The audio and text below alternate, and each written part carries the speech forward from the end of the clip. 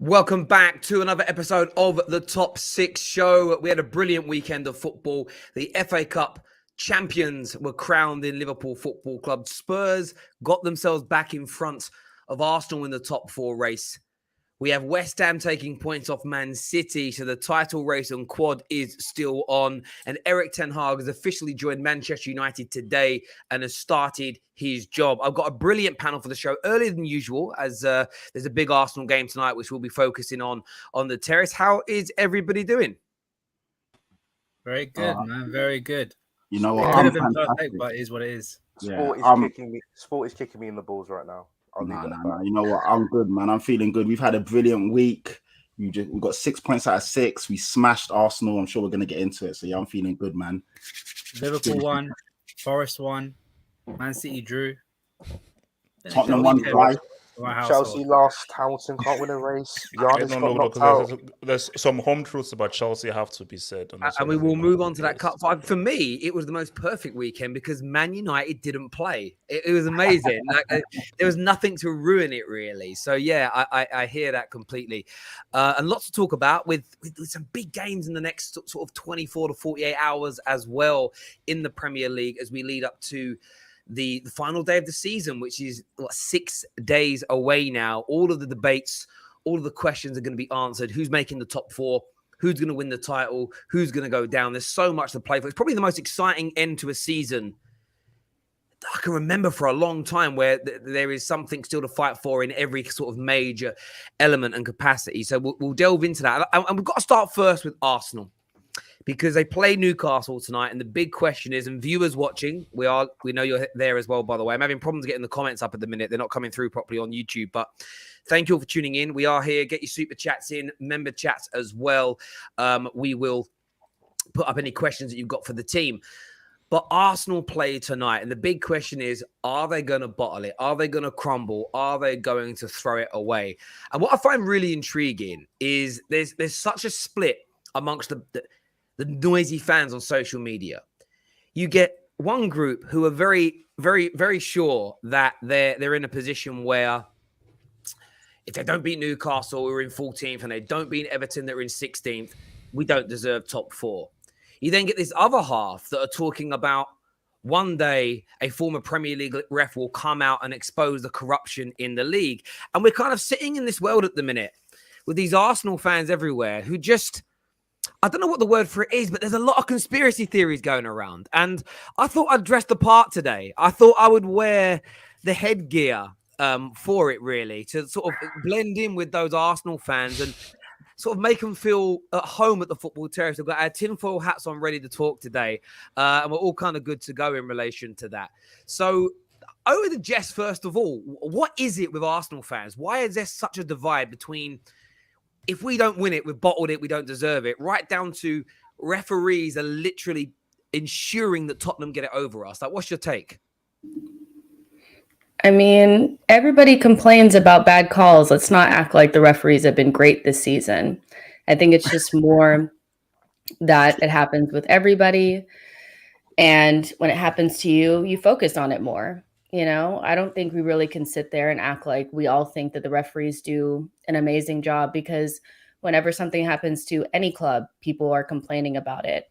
I do think that Spurs got 2 soft penalties, but does that change the fact that did they not deserve to win those games?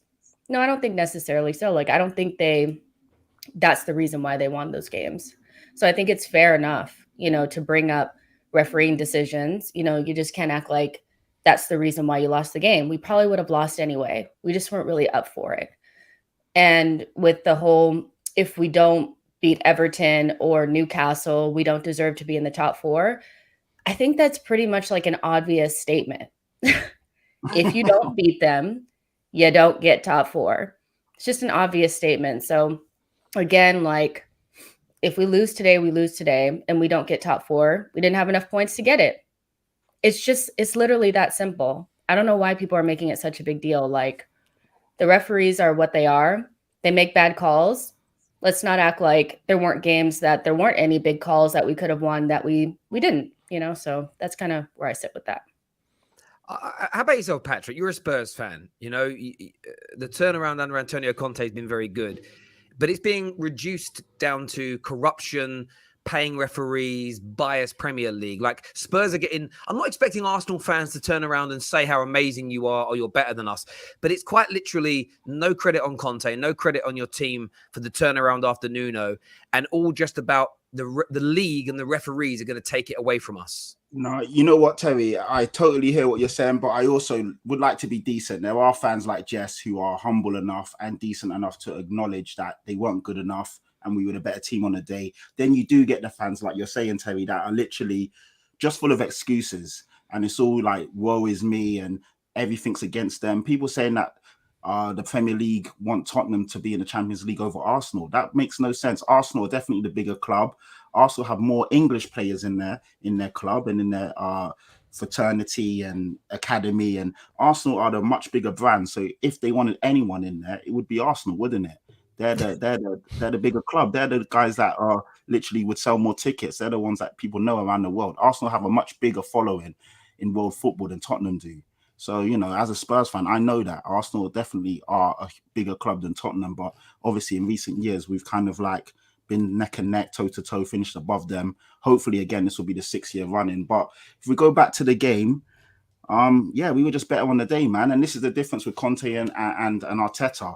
Conte knows how to get his troops ready for battle. Conte won the tactical battle. And then when you got Son and Kane, who are world-class players and are a bit more, you know, they've been around the block, they're 27, 28, they've been there, done that, they've been through these kind of battles before, you know, the Battle of the Bridge, when they went up against Leicester, we played in the Champions League, all the stuff that these young kids haven't done yet.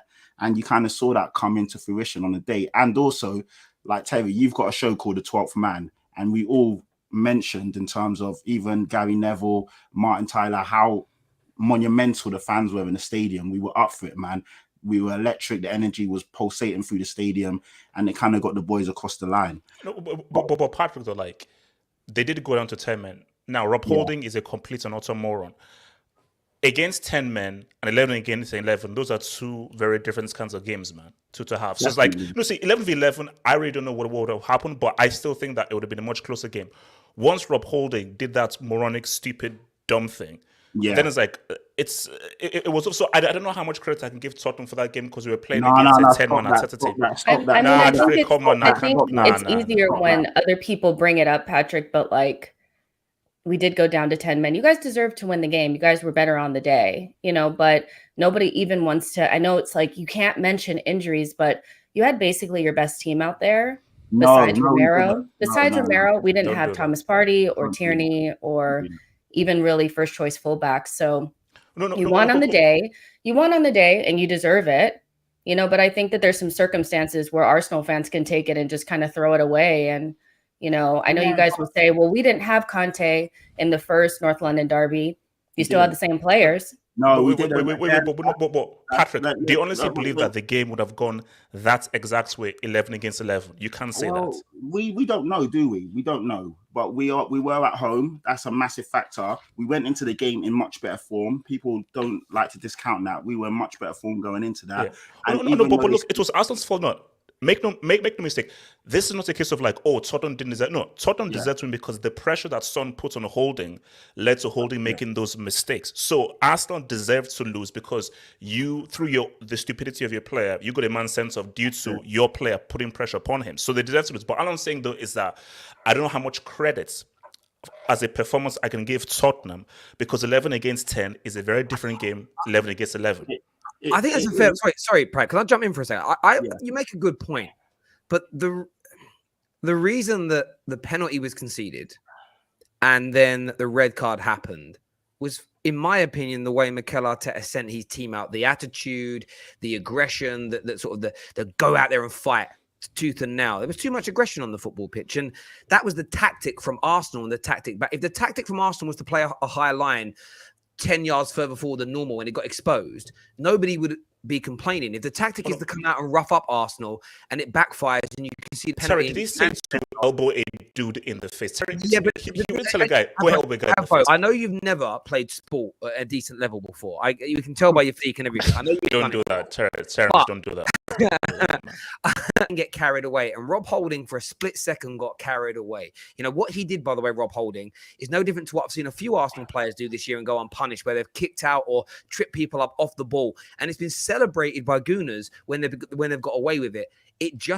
They just came a cropper against Tottenham, and nobody knows what would have happened if it was against 11 men. Nobody knows what would have happened if they didn't concede an early penalty. But you could use that logic for a huge amount of games. You know, what if Jack Grealish's shot didn't deflect and go in on the 48th minute yesterday? Anybody really saying that? I don't think we would have won the game anyway. I just feel like it just is what it is. Like, you know what I mean? Like Spurs probably would have won regardless, but there's enough factors there where you could look at it and say it's not like we had our best possible team out there, you know, for 90 minutes and we just got beat up, you know? Ultimately, your team is what your team is right now because you've only got two games left, and your players aren't going to come back anytime soon. So your team is what your team is, and ultimately Spurs just played you off the park. Whether it was with 11 or 10, they were still the better side. And you can talk about how, Arsenal's like levels were like not good on the day and so on and so forth, and like Spurs like played out of their skin. But like when teams have done the same thing against Arsenal fans want all the praise that's possible. So if Spurs fans want to do the same thing, let them have it. It's North London derby. David, we didn't even play that well, if I'm being honest. We just were smart with what we did. We executed our game plan to perfection. From the 60th minute, we took our foot off the pedal. I really wanted us to go for 4, 5, 6, and 7s, but we didn't. 3-0, conservative, easy victory, and then we move on to the next game, which was Burnley, which ironically was the tougher game out of the two. Who would have thought that Burnley gave us a harder test than Arsenal? Lo and behold, the super Arsenal team, super Mikel Arteta, all the best youngsters in the world, all this and that. And Burnley actually came to our ground and gave a bigger fight than Arsenal. How funny, isn't it? But when we talk about, I just wanted to debunk a few myths. This isn't the same team that played you and got played off the park when we went to the Emirates. When we went to the Emirates and we lost 3-1, we had Lloris, Reguilon, Sanchez, Dyer, and Tanganga. Højbjerg, Dele, Ndombele, and Skip. It's totally different team. You lot essentially had the same team. Obviously, we had a different manager. And even 11 against 11 in the last, 4 or 5 North London derbies, we beat you lot 2-0 last year. The year before, we beat you 2-1. The year before that, it was 1-1. The year before that, we won 1-0. The year before that, we won 2-0. So typically in a North London derby at home, the team that has home court advantage tends to win the games. So I do think just went as it normally did. So it wasn't anything out of the normal or anything particularly special. Then was it? Well, it was, because considering the magnitude of the game, considering if you lot would have beat us on the day, you would have secured Champions League football on our turf. We wouldn't be worrying about today's game or the game after. You lot, all you had to do was come and win. And obviously, we played you off the park and we laid a marker down. And now, ironically, we're ahead of you. And now you guys are scrambling and worried about what's going to happen tonight. It could have been all done and dusted. So, yeah, it is what it is, isn't it? You lot, Arsenal can't drop points at all. They have to win all their games to go through. Yeah. They can't draw nothing. And that's the question for tonight. How do we see this game going? The Newcastle game kicks off in it's why we're early today. Kicks off in 4 hours' time. Their record on Monday Night Football has been poor. There's now pressure on them to deliver. How do we see Arsenal performing tonight, Ram? It's the last game at St. James's Park. The only 2 games this season this year, 2022, they've been poor was arguably against Manchester City and us. But then again, the scoreline flattered them against us. So everyone else, they've proven to be very difficult. Their form is really, really good. They're top 3 in terms of points attained after 2022 since the turn of the year. So this is going to be a massive game for Arsenal. And, it's the crowd at St. James's Park under the lights. I honestly think it might be a draw. I think it could be a draw because these players, Eddie Howe's given them a new grain of life. The owner's there. There's a new feeling at the ground as well. It's like something could happen. So I think Arsenal might drop points today. I mean, like, you know, I think it's where, like, I asked a whole bunch of people and everything around me, even on the show last night and everything. I'm the only guy who thinks that. I think, here's my thing. I think Arsenal get a close, like a 1-0 win. Maybe 1-0, 2-1 win. The key thing is what happens between Everton and Crystal Palace. Because if Everton don't beat Crystal Palace and now they need to get a result of the Emirates, I don't see Arsenal beating Everton. So that's where I think the whole trick. I do think Arsenal will. It's going to be tough, but they'll squeeze out a win tonight. But the key thing is if Everton are safe or not safe for that last. Because if Everton are not safe, I don't see Arsenal beating Everton even at the Emirates. I think Everton gets something. So it really depends on what happens with Everton Palace. But I think like it is a tough one away from home. Newcastle, you can see Arsenal slipping up, but I just think this will be a game where it's like a hard fought 1-0. Like a Gabriel, like a defender gets a goal, like it's a hard fought 1-0 win, something like that. The thing is, again, with their injuries, they're really lacking in defence, and I think Newcastle will really, really like benefit from that. St. Maximin, again, I don't know how I'm about to say this, but Joe Linton looks really good. Don't get how that. My boy Chris Wood. Hey, if Chris Wood scores tonight, top 10. I said top 10 striker in the Premier League. I said it for a reason. Do you know, He has 2 goals this season. Dave, do you know what would He's do that it? guy. He's that guy. He's that guy. He could. Dave, do you know what would do it? If Joe Willock scores against these lot. Oh, he's injured. He's injured. That would no. So you can take that off your bingo card. It's like, see, this has been such a weird season. It's been such a weird season that guys like, Patrick, you may not want to hear this.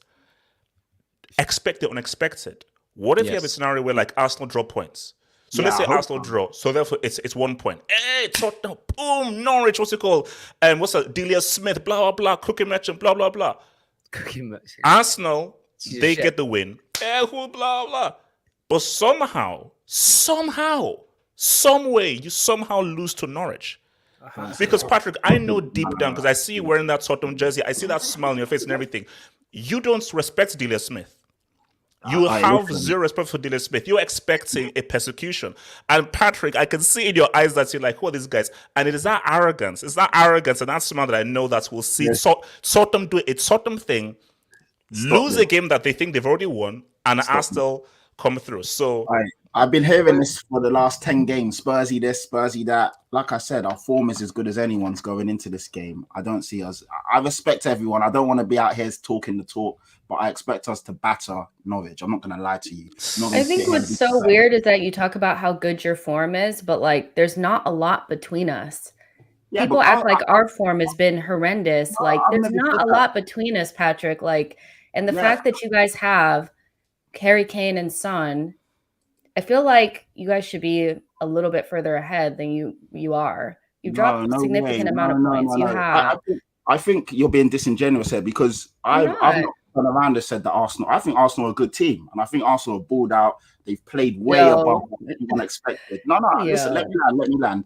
I think Arsenal have been really good this year. Mikel Arteta's punching above his weight. You guys are doing well. I'm not going to sit here because I'm a Tottenham fan and discredit what you lot are doing. I feel like that's the first time I've ever heard you say anything. I always say decent because the way you talk about you guys, it's like you think you guys are so far ahead of us. You guys, no. I think you guys realize we have Nketiah up top.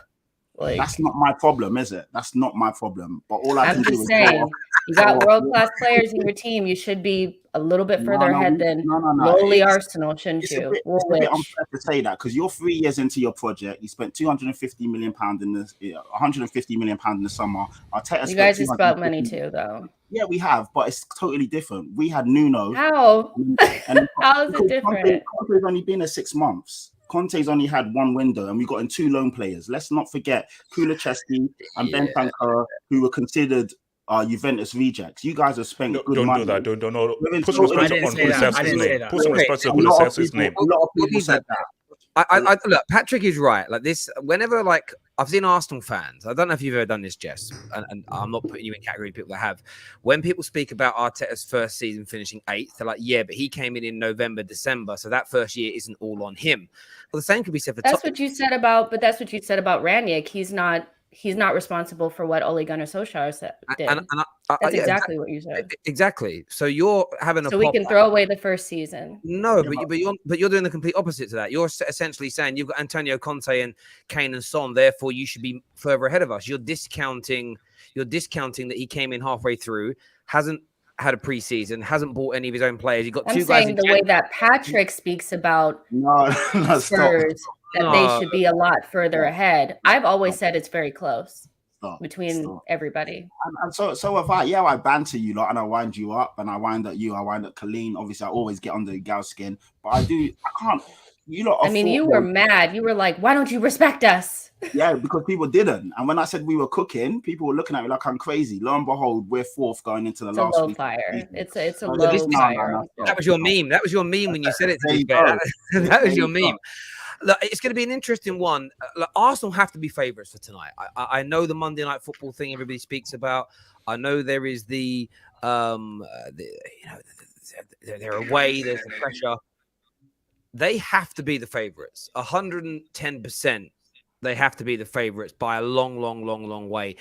It's a must-win for them tonight. How do you think your boys will stand up in that situation, Jess? I mean, I think they'll be nervous. I mean, I know people don't like hearing it, but it's a bunch of young kids out there trying to do something massive. They're going to be nervous. They are. Like, I see it because the senior players that are out there are even more nervous than them. So I can definitely see us, struggling. I don't think that this is the same Newcastle team that we played earlier on in the season. I think they'll want to do well in front of their fans. Like if this was a home game, I wouldn't be feeling like this, but it's away from home, Monday night. They'll be up for it because, I mean, they're just happy that they're playing good football and they're going to have a big window and they're going to be the next big juggernaut here in the Premier League. So I do think that it's going to be a really difficult game. If it's going to be like a 1-goal margin type of thing, 1-0 to Newcastle, 1-0 to Arsenal, something like that. It's going to be very fine margins. I know that we should be favorites, but I just look at the team that we have. We are very bare bones right now without all of our players and, the main guys that really got us to this point. So, yeah, I think they're going to be nervous. Are you going to do it is the question, though, there. Are you going to win? I don't have a great feeling. I don't think we'll do it. I think we'll probably have hope, have faith, have faith in the Have faith in is everything, Jess. Look at us. Hope is everything. Hope is everything. Well, you've got a bit more than hope, haven't you? You've got a world-class squad of top. Yeah. It's hardly hope. You know what I mean? Arsenal fans' thing is it's the hope that kills you, bro. They always get gassed, and imagine again, like I'm just saying, Bruno Guimaraes should have gone Arsenal in January. I swear, Jess, I swear as well, you were on here only a few weeks ago, maybe a month or two ago, shouting, Tottenham fans, come outside, where are you? I swear you're doing that, it's a joke. We're not getting along. We're not getting along. Stop it, Terry. You're going to get in big trouble. Listen, it's going to be an interesting one tonight. Viewers, we want your score predictions. What will the score be tonight? We're live, of course, after that game. No better place to be than the Football Terrace. We have a great panel. And we'll be taking your calls as well. Listen, some people are saying Jess is so negative. Well, that's being realistic, man. Let's be realistic. If I don't say we're gonna win every single game, I'm negative. Like I'm looking at our team. Like if we were at home and we had Thomas Partey and Tierney, clear, I think we'd win the game. I look at this team and I see there's a lot of gaps in it. Like I don't know. Whatever. I want to throw this out there as well, though. So since I put in the 2nd of November because that was when Antonio Conte joined Spurs. Since then, Arsenal have 49 points. Like Newcastle have got 39 points. So Arsenal are 10 points better than them in that period. But it isn't like this huge gulf that like where Newcastle are some trash rubbish team. Again, they're in 14th because of how bad they started the season. They have had a massive upturn since Eddie Howe has been in there. It's unbelievable, really. And it'll be difficult tonight, no doubt. But get your score predictions in. We've got some super chats before we move on. Well, there are a few of you that have super chatted about Chelsea. We'll save it till we get onto the Chelsea point. It makes more sense. Terry, Arsenal last played in a North London where something was on the line in 2016 because they were in a title race. How many times do I and Lee have to say that the aim of elite sports is to win? Is what Chike. Listen, you are right. The aim of Arsenal's aim and their project right now is to get back to winning league titles. You're absolutely right. But you don't go from how far Wenger and the Cronkies and Emery took the club back to winning league titles inside a couple of years. It takes, how long have FSG been the owners of Liverpool Ram Ballpark? 10 years. So there we go. 11 years, and they've been good for about 3.5, 4. Terry, can I just touch on something as well?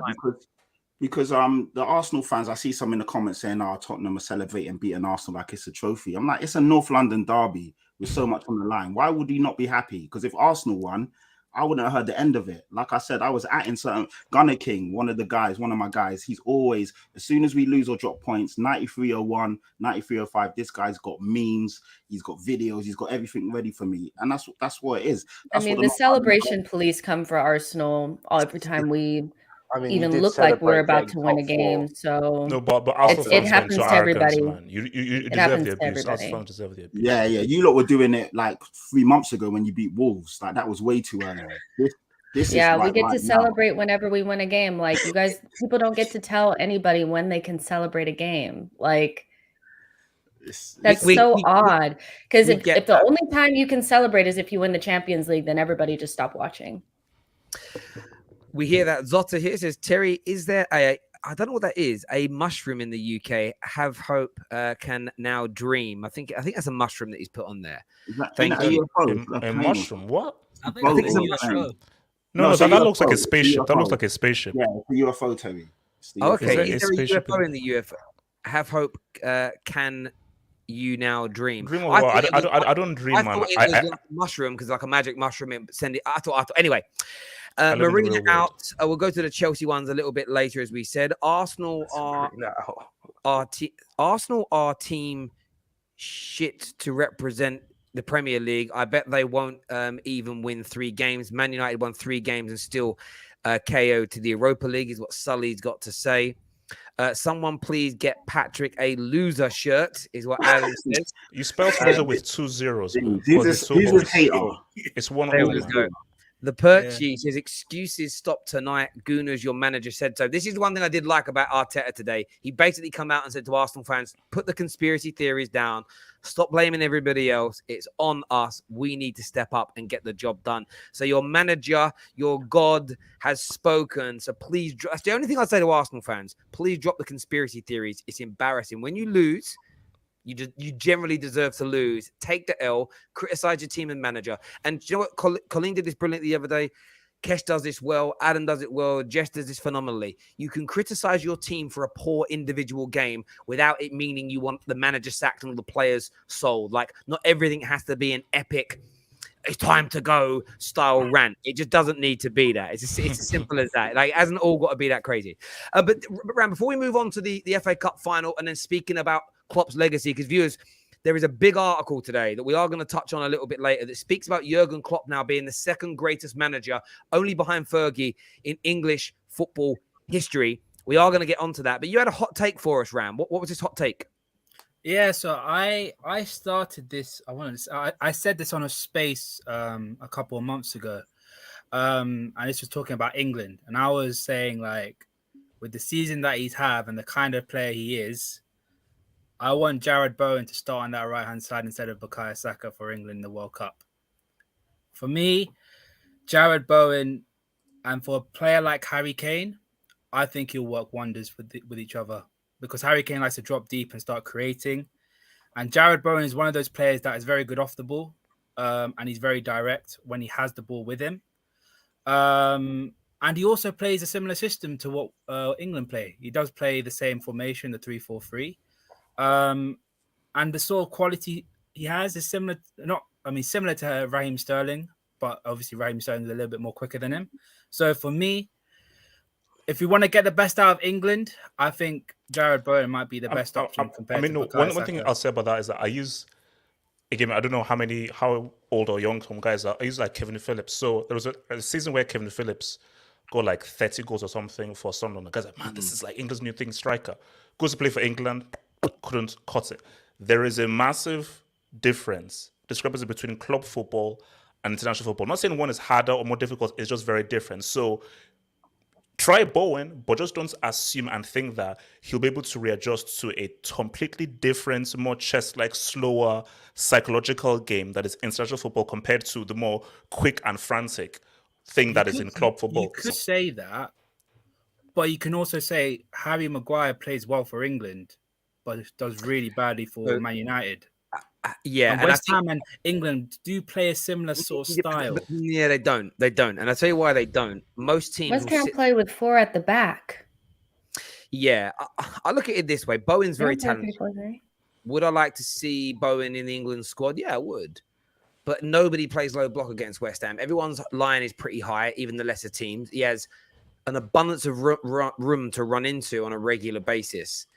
Maybe when England play France and Germany and Spain, I'm just naming the really good teams, Brazil, Argentina, a few others, there'll be that opportunity. But the vast majority of teams England are going to play, whether it be a World Cup, whether it be in qualification especially, most are going to sit back. And one thing we've not seen Bowen do is play against nearly every team where there's no room to run in behind, where you've actually got to play through your team. I'm not suggesting that he can't do it, but we know Bukayo Saka can. We've seen him do it for Arsenal. We've seen him do it for England. So I think Bowen needs to move to a club where he's tested in that way. We see this all the time. Players look good at smaller clubs. Ironically, we mentioned already, Joe Willock and Jesse Lingard last year, they moved away from teams and went and played for Newcastle and West Ham, where they had far more room to run in behind. And look what they both did. they weren't doing that for Man United and Arsenal, and they never would. So, yeah, for me, Bowen's brilliant, but I would not be taking Bukayo Saka out of this England team right now. No way. I'm just looking at the style of player, and I'm looking at someone like a Harry Kane. I think both of them, along with Raheem Sterling, that would be great for us. I think it would be very. What's the difference in style of play between Jared Bowen and Bukayo Saka? I think for me, Bukayo Saka is the kind of player that likes to have the ball at feet and drive at players, whilst Bowen's more of a guy that makes runs off the ball. And that, I think for me, that's because he has space in behind. If Bukayo Saka could get him behind, you would kick it over the top to him. He's done that several times. Like, I get why people want to put Jared Bowen in this team. Like, he deserves a call up, like, for everything that he's done this season. Like, he's been excellent. But if Southgate thinks he's good enough, he'll get the spot. I don't think he's getting it over Bukayo Saka because Bukayo Saka's had a really good season. So maybe somebody that's not really performing well for their club team, maybe you look at one of them instead of Bukayo. Well, I don't want to jinx it, but Saka's been missing for about 2 months, if we're being honest. And his statistics are still higher than a lot of other people that people really like. He ain't better than Bowen's. And this is the guy in question. Bowen played 35 games, 12 goals, 10 assists. Saka, 36 games, 11 goals, 6 assists. And you have to look beyond numbers, man. Don't be a stats merchant, Patrick. Don't be a stats merchant. So then why can't he come into the team over Sancho or Rashford or one of these guys instead of Bukayo Saka? Southgate is very, very Southgate picks the same players all the time. Like, Maguire should not be in the England setup. He's been atrocious, but he will still get a call up. But but you guys want like Dyer and these kind of guys to come in. Like, these players are in the team for a specific reason because they've actually performed there, and Southgate likes them. Like, let it go. Like, not let it go. I don't really care, to be honest. I'm not bothered either way. But Bowen has had a better season than Saka. Let's be real. Like, it's like your eyes will tell you that. He's had a better season than Saka. But Saka's also 20 and Bowen's 25. If you're not having a better season than Bukayo Saka at 25, then you're probably not a very good player. Bowen's very good. He's not getting in that team over Saka. Yeah, I agree. Do you know what's interesting about it? Now, he's older, Bowen, but he's young in the sense of he's kind of new to the elite scene. Does that make sense? Yeah, not young in age. I remember this happening with Wayne Rooney for about 8-9 years. Whenever someone new burst onto the scene, rivals would want Rooney out the team. I remember when it was Ross Barkley and he was playing at Everton. He had all the space because no one played low block and he was looking exhilarating. Oh, he should play in that kind of in the hole behind the striker. Take Rooney out. Rooney ain't as good as he used to be, blah, blah, blah. And every 18 months, there was a new player. Daniel Sturridge was going to eclipse Rooney. all these Sterling was going to eclipse, all these players were going to eclipse Wayne Rooney as an individual player, and it never really happened. And I think what we have in Bukayo Saka is an exceedingly talented man. I think he's better as a football player than Bowen. I think that as he matures and gets older, he'll perform more. That doesn't mean Bowen shouldn't be in the England squad. We mentioned Sancho and Rashford there. Neither deserve a spot, in my opinion, right now in the England squad. That may change how we feel between now and December, essentially, with Ten Hag coming in, maybe. But look, Bowen is there or thereabouts. But for me, dropping Saka is an absolute madness. But viewers, we want your thoughts and want your feelings on that hot take there from Ram. Up next, we're talking the FA Cup final, Chelsea's defeat. And where does Jurgen Klopp's legacy stack up now in English football? Hit the like button for us right now. Let's get this past 350 likes minimum while we're live on the air. Let's do it.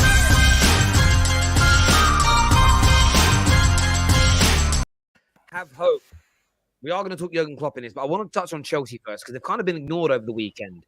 Third FA Cup final defeat on the bounce. Another domestic cup defeat for Thomas Tuchel. Where does the blame lie on this? Is it the ownership switch? Is it a lack of quality in the squad? What is it, in your opinion, that's led to another final defeat?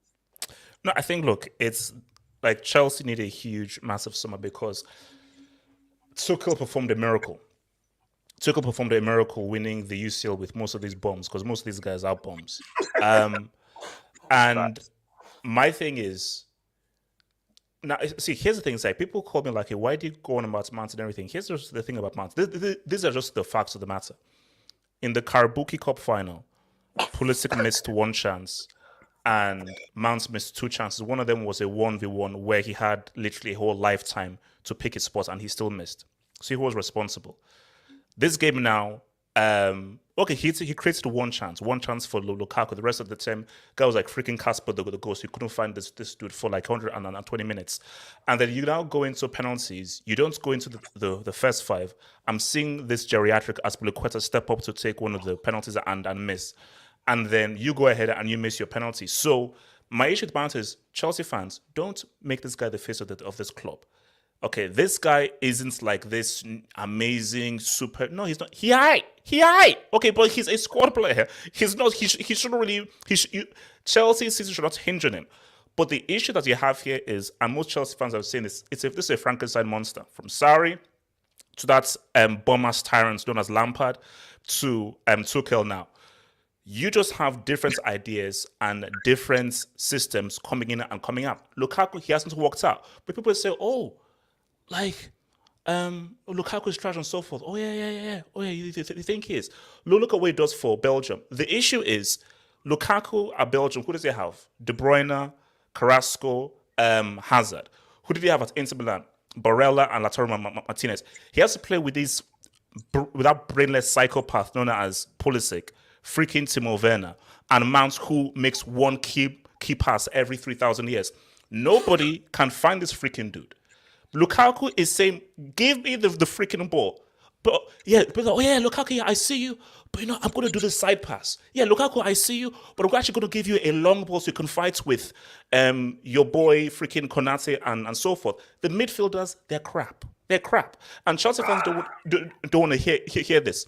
Tuchel had no business winning that UCL final. Hence why Pep's name is Lep, because you had no business losing to these tyrants. So Tuchel was amazing.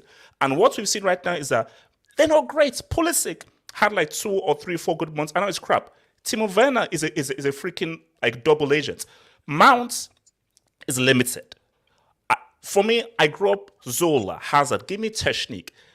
If all you can give me is pressing, running around, and effort, get the heck of this damn team and get to the freaking back of the class. So I just think that it is shocking that the same team in the same stadium in the same final, you lost this same damn team. And last thing before the Chelsea guy goes through, Tuchel puts cap on that thing. Let's be real right now. He's a fellow African. I'm pro-black, pro-West Africa, and so forth and everything. But Mendy is not good at penalties. He just isn't. He saved Mane's penalty because he knows him. Kepa goes on there. I know he lets in 10 straight. He also won 2 penalty shootouts prior to the Karabuki Cup penalty thing. Kepa goes on there. He saves that Firmino penalty 100%. So what it is. He's lost 2 finals against us, though. Yeah, but you're again. He also did the reason we were in that final is because he literally saved the penalty against Plymouth when it would have gone to penalties. Like Kepa, every Chelsea fan who's dead honest about it knows that Kepa is a better penalty goalkeeper. 100%. I'm sorry, I'm not sat here saying that Kepa is the best penalty goalkeeper in the world and blah de blah. My point is that Mendy is exceptionally bad at penalties. Like this is my point is He's that not good. he should have saved another 2 of Liverpool's penalties. He got a clean hand to 2 of Liverpool's other penalties, and they just went past him. And I'm convinced if that's Kepa in net, we would have won the penalty shootout. But that's by the by. My thing is that even though I agree with Mason didn't have his best game, I just don't think he's the guy you should be going at straight away. Even though I fully agree, he doesn't. These players that we have right now, they just don't have that clutch moment, that the winning thing that when we had Drogba and Lampard and all these guys, we went into finals going, well, it's already 1-0. Why? Drogba's going to score, or Lampard's going to score, or Terry's going to score a header. We have these guys. We have these guys who is like people play to Drogba's strength. No, look, see, I know that Drogba isn't like Lukaku is not Drogba. Hell no. Have hope. I'm sorry. There was twice in that game where the ball got played into Lukaku in the box to his feet. The first time he missed. He had one clear chance. Terry. He had one clear chance. Let me finish speaking. First one came into him, and his hand-eye ball coordination was so bad. Instead of the ball coming into his feet or controlling it with his midriff, it ended up hitting his arm because he missed time where the ball was going to be. The next time it came into his feet, he controlled it, but it bounced up and hit him in the face. That's why your players don't pass to him, because his touch is awful. He did so many times in that game. He makes the right move. The ball comes to him. His touch is wrong. He goes on the inside when he should go on the outside. His touch is bad, and it slows the play of the game down. He is a brilliant goal scorer. But to act like Lukaku is sort of being damaged. Listen, Christian Pulisic, not good enough for the Premier League. Again, he's another eye test merchant. Looks really good, doing absolutely nothing. Same as Ruben Loftus-Cheek in your team. There's lots of your players who look great on the ball. I mean, Loftus-Cheek actually looks great as well. Very handsome, 27-year-old, 21-year-old, if that makes sense. Like, very handsome man, but doesn't do anything on the football pitch. And this is the problem with a lot of modern day footballers. They look techie, but there's zero substance. They're that guy at work that has the best suit, best leather carry case for the paperwork, great suit, great haircut, looks the part, but doesn't deliver on his sales target. He's an awful employee. Looks the part. What do you call it in the building industry? All the gear, but no idea. Harry, that's why I love Kulusevski, because the guy does not look like a baller.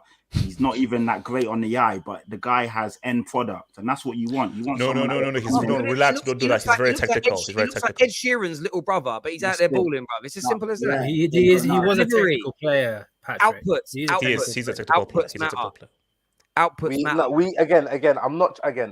I'm gonna sound really bad, but we should have won the final. We should have won. We should have won that. We should have won both. We should have no. I'm sorry, Ram. No. Again, if you switch the forward lines, don't switch anything else. Just switch the forward lines, create the same chances. Your players would score our chances. They would. Players might have scored. And our players would miss all of. No. And our players would miss what all you're of yours. telling me that Luis Diaz one-on-one, that Jota one where he was literally 5 yards from the goal and blasted it over the bar, and the one that Robertson scored. Do you think Marcos Alonso would miss it from 2 yards out? No way. I'm sorry. Bro, he missed it from 5 yards. He missed it from 5 yards out on a clean one-on-one, bro. That's because of a bad touch. That was because of a bad touch. Yeah, this was the first time Philly to put it in the back of the net. That's all. Stop it. No, David, stop it. You're being disingenuous. Ram, you know what I won. We should have won at least one of those finals. Deep down, we should have won at least one of, definitely at least we one. should have won. We deserve to win the FA Cup final. But we're not talking about the Carabao Cup final. We're talking about the FA Cup final. I'm sorry. We deserve to win the FA Cup final because we had the better chances. No, you didn't. Yes, we did. You put us 6 chance. Come on, man. Don't do that. Don't do that. Bro, similar one like that. Pulisic literally was inside of the box, and the guy said, "Let me just put the ball out now." Don't do that. Don't do that. Apart from Luis Diaz's chance, all of your shots are like shots that when like Luis Diaz has got the ball, dribbled past someone, and he's got to shoot past 3 bodies in the way and curve it in the top corner. That's not very likely. Jota had 3 chances where he Bruv, could have been in the back of Pulisic- when he cleared on target, could have been in the back of the net. Pulisic legit had like an open goal. So did Diogo Jota. So did And also Romelu Alonso Lukaku. 1v1 in the Guys, first half. I'm going to step in for a second. It was a very even game. Both had very good chances. It could have gone. It was one of those weird games again that I thought was very entertaining for a 0-0. I did see a lot of people on social say, "Well, when there's no goals, games can't be entertaining." I obviously view football differently from people, but Chelsea didn't win. It's another final defeat. I think we know that a lot needs to happen in the summer. Liverpool, though, I want to speak Liverpool in this regard because a big claim has been made today. And before we go into this, I would like the like button to be smashed a bit more. People, let's get that done. Let's support the terrace and everyone sitting on here today. But there's a big article written today by Jason Burt in the Telegraph, where he says that Klopp stands second only to Fergie in the, is that pronounced pantheon of English? Yes, English football greats. So saying that he's the second best manager in English football history. And I think that is very much based on the fact that he has won everything. Barring the Community Shield, he has won, which people don't really take seriously, if we're being honest. He has won every single trophy inside 7 years of being in English football, and that claim is there. It's interesting that this article came out in the way it did, because in the last 2 or 3 days, I've seen a lot of that from Liverpool fans across social media, that he's achieved it faster than Fergie did.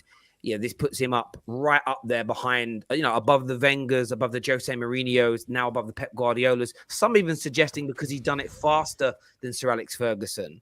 And he's, I think, a year younger than Fergie was when he won his first league title in England. Some have even made the loose claims, haven't quite gone in on it, that he maybe surpasses Fergie in that, which I just don't think anyone's got the real confidence to put his name above him. But Jess, I want to go to you first on this. Where does Klopp stand now after completing the set, winning all the possible trophies you can as a manager of an English team? Is he really past, in your opinions, the Pep Guardiolas, the Arsene Wengers, and the Jose Mourinhos as a manager in England? So what they've done in England. I mean, I feel like this is one of those difficult ones, because I think you have to wait until he finishes his career at Liverpool before you make these like huge claims. I'm sure Klopp will win more, but I just feel like it's a little early to be calling this. I don't know. I think, yes, he's done it quick. Yes, he's gotten every single one, but he probably needs to get more than one of some of those. Like, you know what I mean? Win the Premier League more than once, win, the Champions League a couple times to really say that he's better or right up there with Sir Alex Ferguson. Now, he probably does sit at the table with, Jose Mourinho and Pep and those guys, but he doesn't touch Sir Alex Ferguson, and it's not even close. Like, just wait, let him actually finish out his career first, because it probably won't happen. But what if he doesn't win anything after this? And you've already put him up next to somebody who had a very long career and won a shit ton. So, but I think Klopp does deserve a lot of credit. I mean, if you've won everything that you can, I mean, Liverpool played in every single available match that they could have played in this season. I mean, he's doing a very good job, but I just feel like it's a little early to be calling it. He's just as good as just let it wait. But like, he will be sitting at the table at the greats. I just don't think he'll surpass Sir Alex Ferguson. I think it's just too early to call. No way. Like, I think, look, because the thing about Fergie, why nobody can even be put in the same conversation is his longevity. I mean, you have to understand that to win anything with guys like Poborski, Kanchelskis, Nicky Botts, and so forth, you have to have some special powers. I don't care what anyone says. Poborski, Kanchelskis, those guys weren't great players, bro. And I will never rate the Nevilles. And I will never rate Nicky Botts. These guys were average. Average to fruit sellers. So the guy could take a fruit seller and elevate him to actually a guy who would actually do something. So I think that his longevity and the fact of like whenever there was a new threat, he figured it out, destroyed it. New threat. Figured it out, destroyed it. New threat. So the threats of Wenger, the threats of Mourinho, the threats of City, he figured it out, adjusted, readjusted, and he created a team, destroyed, rebuilt, destroyed, rebuilt. That is put it to a whole other complete territory than, you've just come in here. If you come in here for a short period of time and won a lot, I need to see a wider surface area for you to even compete. Because let's just see what happens over a long period of time when a new threat comes in and you now have to readjust. Let's see you break this team apart, build a whole new team, and still be successful. So the chasm between Fergie and everyone else, it's vast. So can I have my sixpence on this? Personally, for me, if you're talking about Premier League era, I can hear it. But English football overall, no, not for me. He's not better than Bob Paisley. Everyone knows I'm a history merchant. I did a degree for 3 years, so it is what it is. yeah, history, man. So I don't think he's better than Bob Paisley. I don't even think he's better than Brian Clough, honestly. I think I'll put those two managers above him. Like those two managers achieved achievements that are rare to see. I think he can get there. Specifically, why though? Specifically. So, I mean, Brian Clough took Nottingham Forest team that were in the second division and won the first division the year after they got promoted, then won the Champions League and then won it back to back. So, with a team that was no good, their best player was a guy that you never even heard of. They had Martin O'Neill in their team. So it was not a good team. Pretty good though, but Terry, and you're a history merchant, but you're getting your history a little wrong there. But no, Terry, it wasn't that great. But if we remove pre-Premier League era, but you think in the Premier League era you would now put Jurgen Klopp above Jose Mourinho, Pep Guardiola, and Arsene Wenger? I can hear the conversation. Is a debate. Where would you? But I don't want to hear that. Where would you put him? He is. I still think he needs more trophies to be assured of that second place. So where would you? So let me ask you that question again. Where would you put him? Come on, I want to hear an actual answer. I don't want to hear no political bullshit. You're a football fan, not a politician. Let's go. In the Premier League alone, third. Wait. So he's what? Is that behind Pep or behind Uncle Moo? Give us your order then. Come on. So it's Fergie, Pep, Klopp, and then Mourinho. Get out of here. You're mental, bro. You're crazy. Get out. How? Terry. You're crazy, man. You're crazy. How? He never won the Champions League. He never won the Champions League with a team that was dominant in their era. Klopp has won Klopp has won one of everything. Mourinho's got 3 league titles. He's got 4 Carabao Cups. I feel like we're starting to underrate winning the league. Winning the league is winning for me. Winning the league is probably harder than winning the Champions League. Like that's my personal opinion. Even though I think the Champions League is a bigger trophy, but I think the Premier League's harder to win. So when I think you're right on that. It's a bigger trophy, but it's harder to win the Premier League. So when it comes to rating these things, you like for me, if you've got 1 Champions League and 1 Premier League, that is not better than winning 3 Premier Leagues because they're about the same when you rank them overall. So he hasn't got that domestic pedigree that Mourinho does. For me, he doesn't. Maybe if you said Wenger, okay. Like I know it's I'm a Chelsea fan. I have Wenger below Mourinho. So then we can start. If you want to do Klopp, Wenger, we can have that discussion. But he's not better than. He's not better than. He's not better than Pep. Just one league title. He's not better than. No, I said maybe again. I'm assuming. I feel like it's recency bias. Jose Mourinho is definitely higher than Klopp. I feel like that's so recency bias. I'm also assuming that they win the Champions League as well. I think you can maybe have a conversation with Wenger. Take out what you do. And he's not better than Pep. He's not even the best manager of his era. He can't be. He's not the best manager of his era. That's why I put Pep above him. Yeah, but Mourinho's take out what he did with Inter and Porto. He's only got, and you look at that Chelsea period on its own. He hasn't won a Champions League. That's a big mark on his CV. Yeah, but he has won a Champions League though. You can't. Why are you taking it out? We're not talking about Inter. We're not talking about Porto. We're talking about Premier League only. Don't you also think that like Klopp has been here long enough where he should have more trophies than what he has? He's only really getting the Carabao Cups and the FA Cup kind of now because he has the depth. But before that, he He was just kind of focusing on one thing. So and it's also kind remember, of Mourinho like, won the league in his first season. His yeah, first I think season. this is Jose Mourinho is definitely above Klopp. Like, come on. I swear the team that Mourinho inherited was third or second. Or am I bugging? But when Klopp inherited Liverpool, there wasn't as much competition for those positions in top four to win things. I really don't. Right? No, wait. No, Ram. I don't. Because Arsenal was on the slide. United. Tottenham haven't been that good. Manchester United haven't been that good either. So it's kind of like, but you said that Ferguson's the best manager ever, right? So Yeah, he had to overcome that, and he did it back to back. Klopp ain't done that. He has not done. He has not done that. It's not like no. Don't bring Klopp and Mourinho in the same conversation. There's a comment here. There's a comment for Ram. Guys, just 1 second. Guys, 1 second. There's a comment here for you, Ram. Ram. So is Henderson Liverpool's greatest ever captain then? Wait until he ends his career.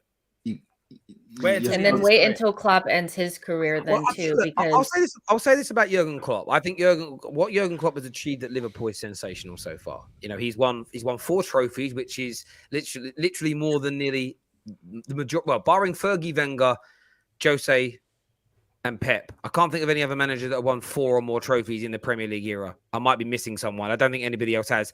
So he's literally like the 4th most successful in terms of trophies, or 5th most successful in terms of trophies. So he's there or thereabouts already, as an example. There is no doubt about that. He's in another Champions League final. If he wins this, and that's 2 Champions Leagues, you know, he 3 matches in the season. Bro. Let me just finish talking. He wins 2 Champions Leagues, 3 trophies in a season, which only a handful of managers have done. Fergie did it. I want to say Gerard Houllier might have been trophies, but he has no league. He has no league. He has no Champions League, so they're lesser trophies. But he has quite a few trophies as well, and there might be a few others who I'm forgetting. So I apologize. But I still think it's a little bit premature because league titles are still your bread and your butter, in my opinion, to be put in as the second. And especially as the headline reads of second in the pantheon of English football. When you read the article, you can see it's more Prem-based and everything else. And for me, I would even title that a little bit differently because I think it's a bit disrespectful to managers. And this is the one thing that frustrates me, is all I ever see is closing in on this guy because of this record, better than Pep, better than Jose, better than Klopp. There's never any talk about the Liverpool greats that he might be getting close to because of how quickly he's won these things. And it's almost, we'll leave our legends and their legacy alone and we'll go after everybody else's. And that's fine. But Liverpool fans have then got to expect rivals to fight back against it and not just accept it and roll over. Because, by the way, if you're fighting amongst yourselves and saying he's better than Shankly, no rival's going to get involved really in that conversation because they won't care. So my issue is more, I think it's a bit premature to put him above Pep. Winning that Champions League, maybe another league title, the conversation looks a little bit different. But what happens next season if Pep wins the Champions League? We're going to start moving this barometer up and down every single season. I think we wait a little bit longer. But one thing you can't take away from Jurgen Klopp is how brilliant he is. This fantastic team that he has bought and purchased. But context is also key as well. All I ever hear is why this player didn't win is because this era had these issues, or my manager couldn't win 20 years ago because of these issues right now. We'll fast forward 10 years' time. We'll look back at this era and people will be pulling holes in it. They'll say, well, it was a 2-horse race. The rest of Europe wasn't that strong in that 3 or 4 year period. So that was easier for Liverpool. And I'm not saying these things. I'm playing the devil's advocate here. There's always going to be that context. That's why sometimes you have to wait, get past the winning period and look back. But Klopp is, and Liverpool fans will get lost in what I'm saying here because they'll hear one thing positive, the next thing they'll hear is negative. He's on his way to being in this conversation. No one in the English spectrum touches Fergie in the Premier League era, not even Pep. Right. He might have, you've got to get somewhere near to his 13 league titles. If you just look at the major trophies, there's 15 of them. You've got to get somewhere near 15 major trophies to touch Fergie. It's as simple and as straightforward as that. So I don't even want his name being mentioned with any of these managers just yet in terms of Premier League heritage, because that is, for me, that's blasphemy and it's sacrilegious. But just 2 things, yeah. On that Henderson point, judging a manager is completely different to judging a player, because Kenny Dalglish is our greatest ever player, but Phil Neal won more than him, and he was a mainstay in that Liverpool team for a decade. But we don't call him the greatest because he's nowhere near the level as Kenny Dalglish. So let's put that into perspective. And my second question, I think, is a question to you, Terry.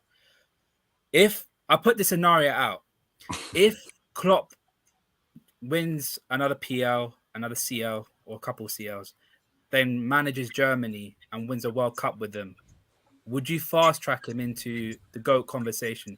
A World Cup and a Euros for Germany, if he does. Potentially, but you have to weigh everything else up at the time. You are talking about some managers that you mentioned. If we look at total trophy body, you are looking at situations where some of them have won 40-odd trophies, with 20-odd of them being major ones. If he has 8 major trophies, yes, he might have won everything there is possible to win, and it puts him into a really high conversation. But he'll be there or thereabouts if he does that. But then the point is, if he doesn't do those things, then would you be willing as a Liverpool fan to never put him near a GOAT category? I'm just talking hypotheticals. But see, you won't even answer the question. My point is, I would. I think he does deserve to go into that conversation. I mean, he's already he's in the he can be in the conversation in terms of Premier League greats. But this is we're talking about all-time greats, the all-time managers, and this is Claudio Ranieri a Premier League manager great? No, it's a great moment, but he's not great. Why? Why not? He's not great. Because what he did was really good, but it's just one season. Uncle Moo didn't do that. Pep never did it. Wenger never did it. Only Fergie's done it. Won the Premier League? Won the whole set. Won the Premier League, Champions League, FA Cup, League Cup, Super Cup, Club World Cup, and you're talking Klopp. He's talking Ranieri. I'm talking about Ranieri. Sorry. Two different things. No. Klopp needs to do a lot more. No, Klopp needs to do a lot more before he gets into any kind of goals. He does. There's a comment here from Winnerpool that says, Terry, he's only manager with Fergie that has won won it all with an English club. It's a fact. Why are you twisting about greatest ever? Because that's a fair statement. But when people say, but it took Fergie this amount of years and Klopp did it in less, my point is, well, what are you saying then? Because you putting in the time difference in what it took to do it, you're making a statement, but you're sitting on the edge of the statement. You're not quite saying it. So for me, I'm just someone that likes specificity. So if you're going to say something, just if you want to say that you think it's a greater achievement than Fergie or he's going to be great, I don't really care what you say, but just say it and not. I see the seeds being planted, and I'm ripping them out of the ground now before any roots start to shoot out. The reason for me, I know is that again we're going to go back to context, but Fergie took over a team that was dog. They weren't good. I swear they got relegated a couple of seasons prior to him coming in. If I'm wrong, Terry. Yeah, and again, the eras were different. You couldn't get into the Champions League without winning the league. There were times when we finished inside the top 4. It wasn't like we got a big injection of 70-80 million pound of Champions League money. There was all sorts of things that were going on. There was no youth system at the club at the time. Man United had a terrible, terrible drinking culture. A lot of clubs did, but United was awful. There was things that had to be fixed that are just different now, that took years. Took 5-6 years to resolve and get sorted because everything moved. That was in the era where you only had a couple of subs on your bench. Do you know what I mean? Like, I think it was in the era where goalies didn't even wear gloves. Do you know what I mean? Pass back rule might not even changed by then. It weren't that long before then. You didn't even get yellow cards in some of those days. Like, I'm being really serious. Like, football was just so different. It really, really was to the game that we call now. Listen, and I want to say to Liverpool fans again, in case I think I'm being disrespectful, Jurgen Klopp is sensational. He is in the top 2 managers in the world right now. And if I had to choose between watching a Jurgen Klopp team play football and a Pep team, I'm picking a Jurgen Klopp team. Preference-wise, I put him above Pep, as in prefer to watch. On achievements, he can't touch Pep yet. Pep's on 31, 32 trophies, about to win his 4th league title in 5 years. Can't touch him on legacy and overall achievements. But I prefer him. He's one of the best managers in the world, and he's going to win many, many, many more trophies. What I love about this argument, though, is a year ago, when he said to Liverpool fans, Klopp's got to add more trophies to create a legacy, it was like, absolutely not.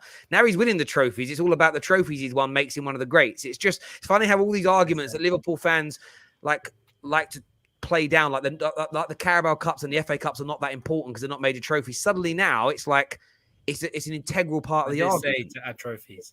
Just to point it out, I did say we need to add trophies. I'm not talking about you, but you know a lot of you hear on the shows that Liverpool fans will play it down and be like, no, it doesn't matter. We don't focus on them. Nonsense. It's absolute nonsense. Let's do some of these comments here. I think Klopp is the 4th behind Pep and Jose. As a Liverpool fan, I think if he wins the Champions League or League, he passes Jose and equals Pep, is what that boy says. Would we and this isn't a dig with Jess being here, are we putting Klopp above Wenger? I'm sat here looking at what Wenger's won, and I didn't realize he won that many FA Cups. But it depends. Like when you talk about the, as Hafo puts it, the Dodds. How many FA Like Cups? how many FA Cups FA equals Cups equals a a Champions thing? League. Yeah. Yeah, it depends how much you weigh it up. Yeah. I'd say they're like joint. Like, What- I mean, what- Klopp will just a thing surpass of him. time Like, even if you together. don't feel like it, Ram, like Klopp will surpass him. I do think that He's already surpassed him, in my Arsene. opinion. I mean, maybe in your opinion, In but all-time career, he's I mean, surpassed him, but in you my guys, opinion. then you guys can't act like the FA Cup is anything then, because we won 14. He has a lot.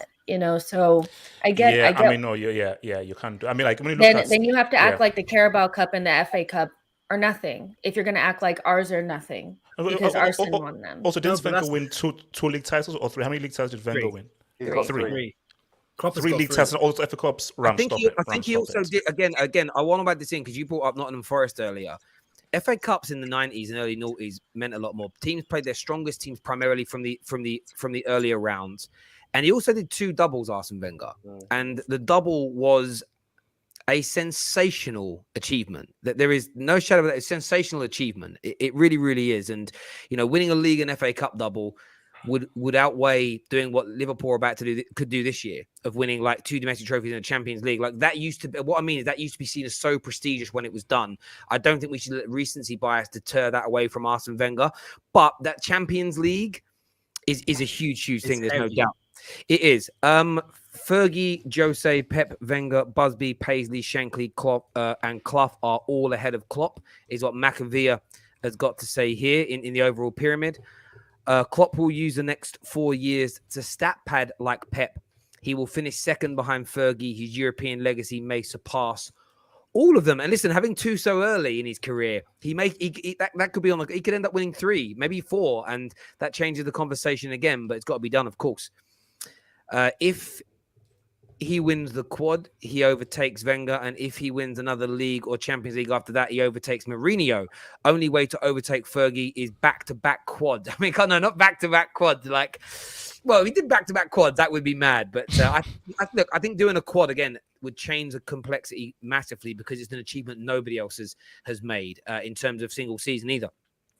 How can Arsenal and Chelsea fans who have had tons of leagues and next to no European Cups say the league is harder? The cognitive dissonance is wild. We win the Champions League literally last year. Horses for courses. Did we literally They win the both Champions have League their, last year? they both have their difficulties, and they're both. I mean, like it's a different difficulty. One is about consistency. One is about how can you execute in a moment against another top tier team. It's just different difficulties.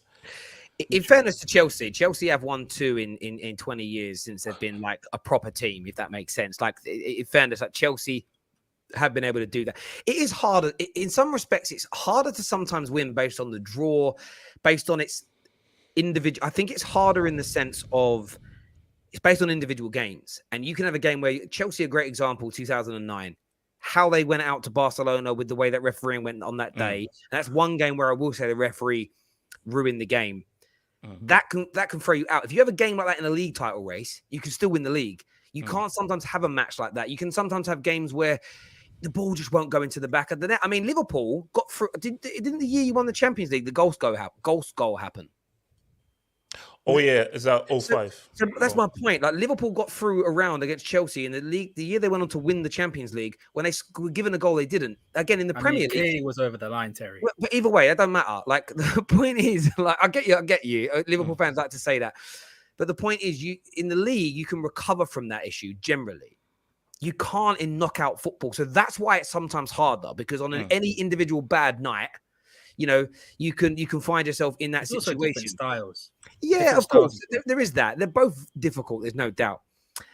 Ferry, I think it means Fergie. Fergie is the benchmark, Terry. That's why the comparison is always being made and why new up and coming players are always compared to young Messi and Cristiano Ronaldo's. No, they're not. I hear what you're saying, gangster gaming. I think it's more this. People like to, when Mane's coming through now as a star, people want to compare him to United or Chelsea players to knock them off. They won't compare him to their own. When Liverpool fans talk about their midfielders now that are killing it, they'll never throw Alonso and Gerrard into the mix. They'll throw United and Chelsea and Arsenal players in because nobody wants to look like they're shitting on their own. I get it. It's not a bad tactic. My argument's only just don't expect the rivals to sit there and go, yeah, okay, we'll just accept it. Thanks, mate. It's not going to happen. Silver Paul is what's been said here. Thank you very much for that. There was another comment here that we'll go to, some Chelsea ones that we'll come back to in a few moments' time. Strip Bear says, yes, boys, forget about the ladies, bitches. You discussed me. Forget the best final. Obviously, the Chelsea ladies won the FA Cup, didn't they, at the weekend? Yeah, deflection. But they won, yeah? So they won. Yeah. What is your point? They won by deflection. That's it. Okay. You won by penalties. Like... Hey, Dave, just let me throw the salt and leave it. Leave it alone. What Klopp has done with Mainz and Dortmund is unparalleled. It outweighs some of the trophies that Pep has won because it takes time to build teams. Having said that, Pep is still clear, and I'm a Liverpool fan. I mean, he did I don't say Mainz. outweigh. I don't say outweigh. He did relegate Mainz. But he also got them to UEFA Cup. He did relegate them. But he got them to Europe You as can't well. compare what somebody's done in order to build something up to what somebody's doing to keep somebody at the top. I don't think it's comparable at all. They're two completely different things. You can't say, well, because he was so good with Dortmund, that's the same as what Pep is. No, it's just not. Klopp is amazing. Let him actually get the trophies needed to make these arguments, I think. But that Dortmund job was Because I feel like when you start bringing Mainz and Dortmund into it, you're trying to, construct an argument that's not really there. Just like let him actually get there. He will get there. It's just, I think it's early. Who cares what he did at Mainz and Dortmund? We're talking about what he's doing at Liverpool. Look, they're all good arguments and debates, and thank you for that super chat. Klopp will probably coach 56 more years. He's not as big into those attributes as Liverpool fans are. Klopp is an idealist who only coaches certain teams. I don't know if that's true. Listen, when I say I don't know if that's true, he was on the way up when it comes to Dortmund. And I mean this in a respectful way to Liverpool. Liverpool, there's only 2 or 3 teams in the world that you would say are more famous than Liverpool. One of them is an English team that I won't even mention in case it triggers people. And they've got Barcelona, Bayern Munich, Real Madrid, AC Milan, mate. I'm being really respectful here. Like those teams, Liverpool, Man United, there are no more famous than that. So when you say Klopp only coaches certain teams, there's only like 4 or 5 other teams in the world that are on Liverpool's level in terms of heritage and prestige. Like, it isn't like Liverpool are a level below that or below it. Isn't like he goes, I only want to manage teams of like Leicester's level and turn them into the best. Liverpool are literally one of the greatest football clubs in the history of football. I think what 97, correct me if I'm wrong, 1975 Jamrock. I think what he means is he likes the idea of managing a team that are a sleeping giant and bringing them back to where they belong. I think it's a little bit of idealism and a little bit of arrogance. That's why, because he could have gone to Bayern Munich because he had so many opportunities to go, but he didn't go. Because I think it's down to his correlation doesn't equal arrogance. Well, I think we'll see with what he does next. Because if he goes and joins a Real Madrid or a Barcelona, or by the way, if he manages the German national team, they're not exactly minnows. Do you know what I mean? Like I kind of get Klopp says that, and I get why it feels great. But you could argue Pep's done that. I know City were winning league titles, but they weren't the dominant force in England. They've never been the dominant force in England, and he's turned them into the dominant force in England for the first time in their history. Chelsea's sale at real risk. Check Sky News. Oh yeah, like apparently, like the whole Abramovich thing has thrown stuff into doubt. No way. No way. I'm not. Please tell me it's true. It's not true. It's not true. It's not true. It's not true. David, your dismissive attitude. Since 1955, you have 6 league titles and 2 European Cups. Since then, Arsenal have 10 leagues and 0 Champions Leagues. Thoughts? The gap. You would switch 4 of those Premier Leagues for 2 European Cups. But that's what he's saying about Klopp and Mourinho. No, but I literally said that I think the Champions League's a bigger trophy. Okay, I don't know what's the point is. Right.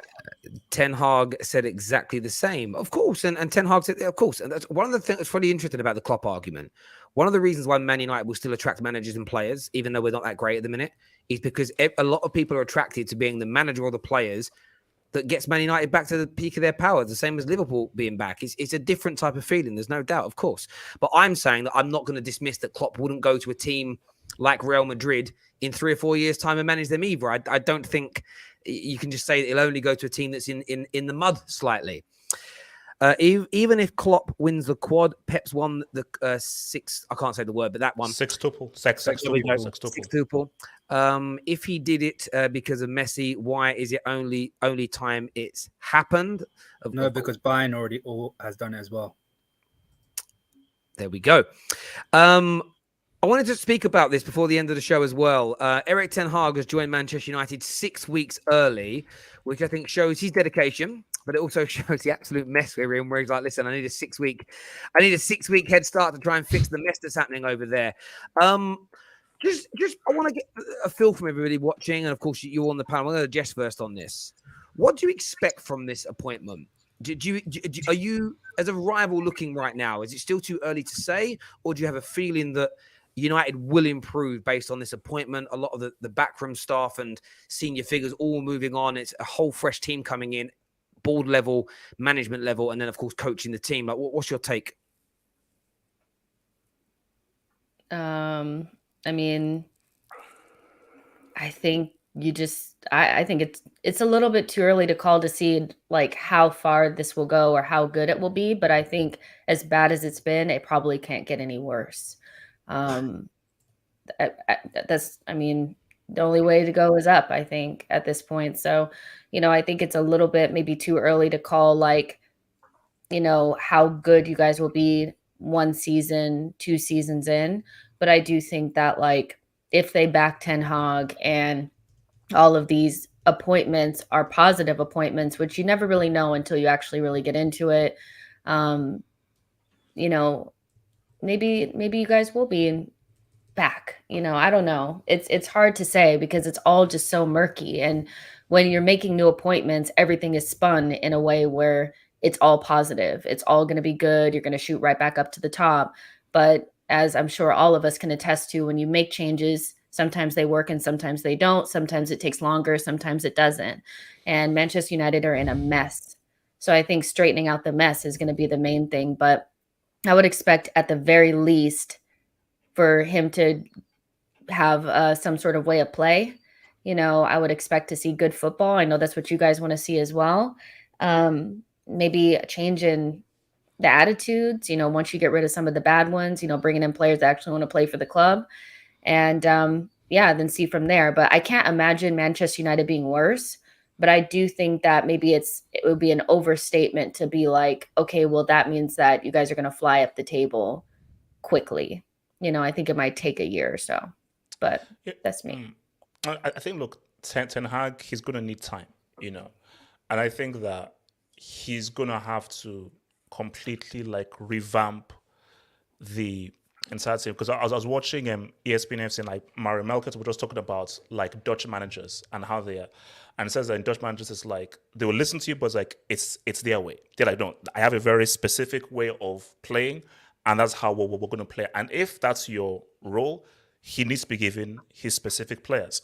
So if a player doesn't know how to think well on their feet, keep the ball in tight spaces, move the ball quickly, and engage in the passing game that is really the kind of Dutch manifesto from the 70s, then they've got to leave. So it's the key thing is acquisition, who he gets in the summer and so forth, and what they're able to execute. But I just think that there is a massive difference between being successful in the Eredivisie and now coming over to the Premier League, and how tough and competitive the Premier League is. So, and the whole thing about, okay, you can be a philosophy matches and so forth, but at the end of the day, you need results. So for United fans, yeah, you want to play better football. If the football wants to be good, but you also want to win games. So the key things are, can he make the good football equal into results? And how quickly is that going to be? And how fast or how slow is that process going to take? So, yeah, no, I really worry for his first season simply because your squad can't play football. like they just don't have the mentality, the ability, the technique, as I put it earlier. And like you're obviously this summer you're going to get rid of the older players, get rid of some players, but you can't realistically buy 10 new players that can fit into this system, and you're going to have to try and make it work. And I just worried that his system is like, if you have potentially 3 holes in it where you've got players who can't play his football, I feel like the system potentially could just fall apart. I think that's all fair points, and I'm someone that's not really triggered by hearing the truth. We've failed on 4 other attempts at building a squad, building a system. The difference this time is we are bringing in a manager that's, I don't think, reached the peak of his powers yet, and is currently winning. Yes, it's the Eredivisie, but he's winning. I don't think there are very many other managers available that play a style of football that United want, that are also winning right now in Europe. That there are very few. Most of them are already in the Premier League. We're not taking any of them away from you all. But a lot of work needs to be done. I think for me, even more important than giving him the right players from a technical point of view, is the attitudes being correct. That's only going to be addressed by the board and the senior management team, but that will be propping up the coaching staff and head coach in Ten Hag needs to be different, and they need to go about things in a very different way. Only buying players that fit from a behavioural standpoint and technical standpoint that suit the system. Then the fans are going to play a big part, because I think any fan that suddenly I expect to see a difference in how we play quickly. Why? Eddie Howe did that at Newcastle. Patrick Vieira did that at Crystal Palace. So I'm not going to sit here and accept for Ten Hag. 6 months in, we still just look awful, can't pass the ball, can't move. That's unacceptable. I want to see what we're trying to do. If we're trying to do it and the players can't pull it off, because they can get into shape. Forget how bad McTominay is on the ball. He can stand in shape. He can move in the right areas. He can run hard. Like, these things are prerequisites of the game. As long as I see that, I'll have patience. However, I do worry about a percentage of the Man United fan base who have such a large commodity in being negative, creating these kind of silos of people. We've already seen a bit of a backlash in the last 24 hours because Steve McLaren's coming in. They're angry. Jobs for boys. Well, it isn't jobs for boys because Ten Hag wanted him. It isn't Darren Fletcher that says, I think we should bring him back from the past. Ten Hag, who's coming in, wants him.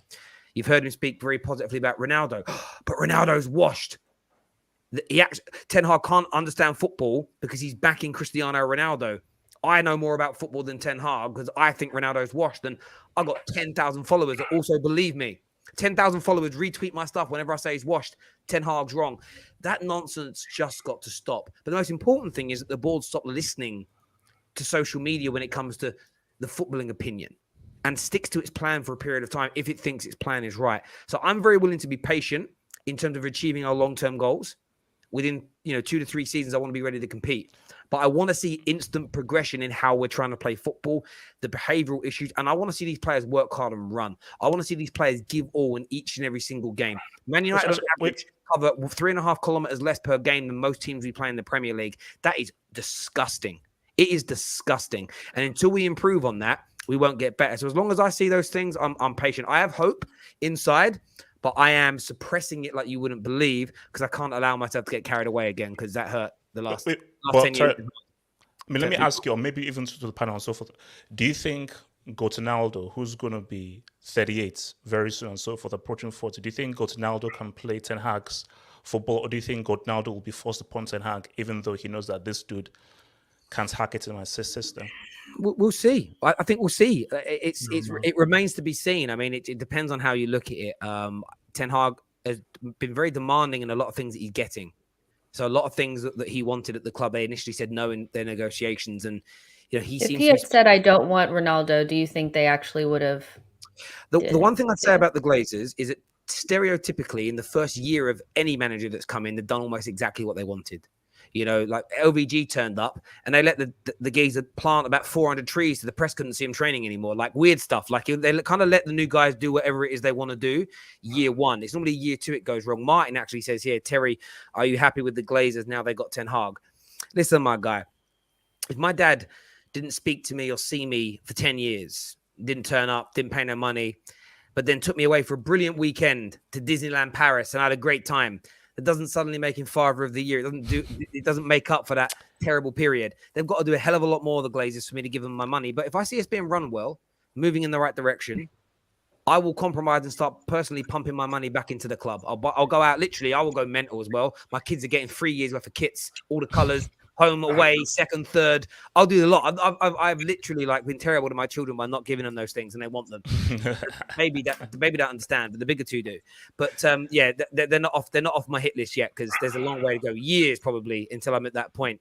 As simple as that. There's a comment here that says, you need to be the best team in the league to win the league, but you can be in the top 4 teams and win the Champions League, like 4th place and Madrid under Zidane, 3rd place Chelsea last year. That's a good point about that there. Another comment here says, Marina out, Scott McLaren out, need better recruiting. These people ruined us in the last 5 years. I hear you on that. And this is the update, by the way, about Chelsea in the Telegraph. Someone sent it through to me. It said that Chelsea are reportedly refusing to let the money go into escrow. If anyone isn't aware, I should do this for a living. Escrow accounts are essentially an independent body. It will generally be a bank that owns the, I don't know who's got that siren, David. It's a bank owns the account, but a business will own the account and they will hold on to the money, and it can't be released until terms and conditions from both parties at either end are signed off and complete. But it appears Chelsea are refusing to put the money into an escrow account. The legal arrangement in which a third party temporarily holds the money. The government sources have warned the deal may fall apart and that Abramovich is willing to let Chelsea go under. However, a source close to Roman Abramovich has denied the government's version of events. So I'm sure Chelsea fans are going to back Roman still, like he's not doing anything wrong. But the government right now, I think, again, they're playing silly buggers. And they're essentially saying that Chelsea could go under. I would just keep a close eye on it, but I don't think anything is imminent. They'll probably come to a resolution. I still think, by the way, that the government's just trying to get its 30 pieces of silver out of this deal, if I'm being honest. Like 100%. Big arrangement fee or something. That's what they're trying to do. There's no way that they can allow that sort to go through without them getting a bit of moolah. What did you say, Ram? It would be nice if it happened. It's never going to happen. Chelsea went out of business. Yeah, of course. Yeah, of course. Like, I mean, all the Chelsea fans will move to Newcastle and... mate, away the lads, boys. I'm ready. I've always wondered if any of your clubs went out of business, do you think you could ever support a different football team? Like they completely didn't exist. Like Tottenham's new stadium got turned into a garden centre, right? No more Tottenham, didn't exist. Could you support another football club, do you reckon? Patrick is a secret Chelsea fan. I can see, man. I can see Chelsea is within him. I'd support Leighton Orient. Why not? Yeah. According to Terry, I should be a Forest fan, but apparently is that where you live? You live in Nottingham. Yeah. No, my dad's a Forest fan, and he failed. Most clubs in Europe have more league titles than Champions Leagues. Fergie is the GOAT, and he had 13 Prems and 3 Champions Leagues, 2 Champions Leagues. How is the Premier League harder if the Champions League is one less? And I think we kind of only one team has only defended their title in the Champions League. I think we kind of went through that. Harder is in one bad night and you could be out of that and you're not out of a title race, but the consistency you need to win a league is also very, very difficult, especially in certain eras. If it goes to that era of like 06 till about 2010, there legitimately was 3 or 4 teams every year that were good enough to win the league in England. Like legitimately there was. But listen, that debate could probably reign on for months. Thank you for that super chat, my friend. Possibilities, but factually, okay, you guys are chatting to each other in the comment section. I'll leave that one off the screen for you guys. Chelsea fans thought TT over Klopp. Different energy now to the start of the year. Thought they were going to win the league. Expensive Burnley. 2 back-to-back finals. That's disgusting. Go on, David. Answer that. Terry, take that off the screen. I said no.